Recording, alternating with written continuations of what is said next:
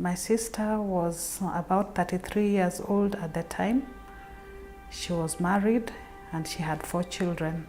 She went down the stairs and the corridor and set herself ablaze. She used paraffin, and it was a terrible death.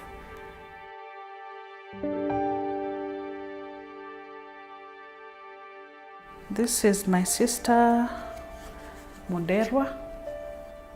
Interesting about this photo is that she actually died in the same dress that she's wearing in the photo.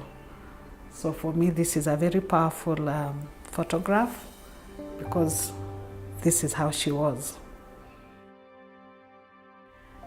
In a sense, the society failed her, her church failed her, and yes, her family failed her, because being a firstborn, maybe there were a lot of expectations on her. And at the time, counseling services were not available or out of reach for most of the members of the society. My sister could not access such a service that could have helped her at her time of distress. Had we had such a service as they do in other parts of the world, maybe my sister would not have taken her own life. Maybe she'd have found help. WHO has given a high priority to suicide and suicide prevention efforts for a very long time. However, countries are asking us to do more, and in response to that, we have decided to have a WHO's report on suicide. Many people whose lives have not been intimately affected by suicide seem to think that it happens out there, over there, to someone else, to another family. The reality is suicide happens with far greater frequency than any of us should ever feel comfortable and allow. Every 40 seconds across this globe, someone dies by suicide.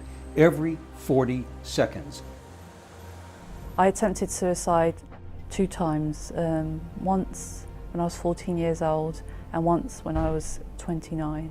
I didn't get much help when I first attempted suicide. I think the help that should have been available to a 14-year-old who was suicidal is practical help and just have empathy. It's that human connection. Otherwise you are totally alone. I would say suicide causes such a burden, the damage it causes to the family. Imagine so many children who are orphaned because their parents have died. The scar of a suicide we carry till we die.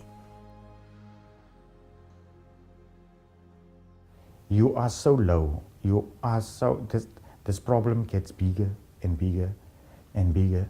There is institutions, there's organizations that actually got professional people dealing with such a thing. It is considered that it is a cry for help, and most of the people, they give very clear signals, and the stats show that 80% of the people give very, very clear signs. But we fail to recognize those signals, and those are very clear and visible signals. So in the moment of crisis, if there is somebody at the other hand who can help you understand what you are going through, in those moments of despair, if there is somebody who can actually listens and understands your feelings, then you can definitely come out. Or it is considered, and we have experienced that it is a big support for people under distress.